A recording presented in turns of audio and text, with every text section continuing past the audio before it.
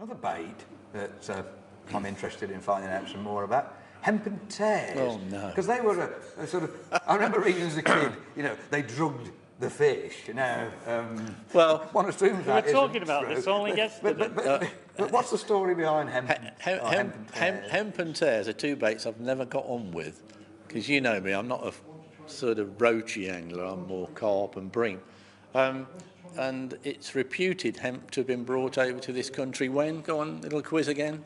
By the Belgians. It is spot on, First you see. World War? Yeah, these spot on, you see. Well, so carry on, Jim, over to you. 2 points to John, 1 to Jim and none to me. Well, two anglers in particular stand out from a book. Johnny Moult from Nottingham. not far away, Nottingham, ace angler. He was a fan of tares, and he really taught the world mixed baiting. He was the first to fish a loose float properly, a waggler type float, though he did it with a porcupine on the Trent.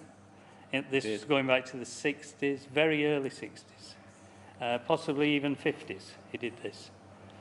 So John was famous for starting a match on maggot on the Trent, or 7. He did well on the 7 as well. He did. He'd start on the maggot, just in his words, to get a few fish in the net. Then he'd start introducing casters. His main bait was caster. But on a summer match, he'd go on to tares. He was a big fan of tares, right? And obviously, he fed hemp with the tares. So he was caster and hemp. Good day, he'd end up catching on tares, bigger fish.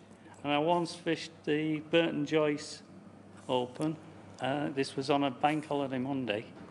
And I thought, because I'd had £4, I was a bit young and green then. And John Dean had had £10. I suggested, £10, that's a good weight. Will that win? To Roy Toulson, the organiser. He says, no. He says, there's £28 up there, kid. I says, are they chub? He says, no, all roach. He says, but it's Johnny Moult who's caught them, which shouldn't be a surprise, you know. And going on to hemp, one angler in who's contributed to my book, Rowley Moses, good name.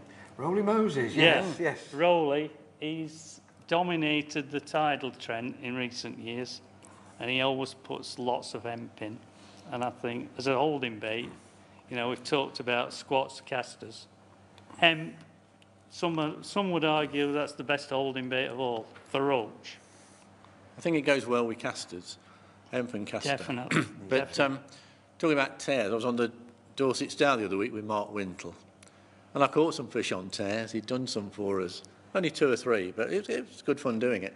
But the original problem with hemp, it was brought in down south, so it's particularly the Thames area, London anglers, and they'd got to the point where people who were using hemp were catching all the fish and the other chaps weren't getting a bite, and that's getting back to it's drugging the fish. And the fish enjoyed eating it so much. That's right, and it's a bit like bloodworm on the canals, isn't it? And again, hemp's had several bans in places. Bloodworm's the same. If you haven't got the bait that's taking fish, it's hardly worth going.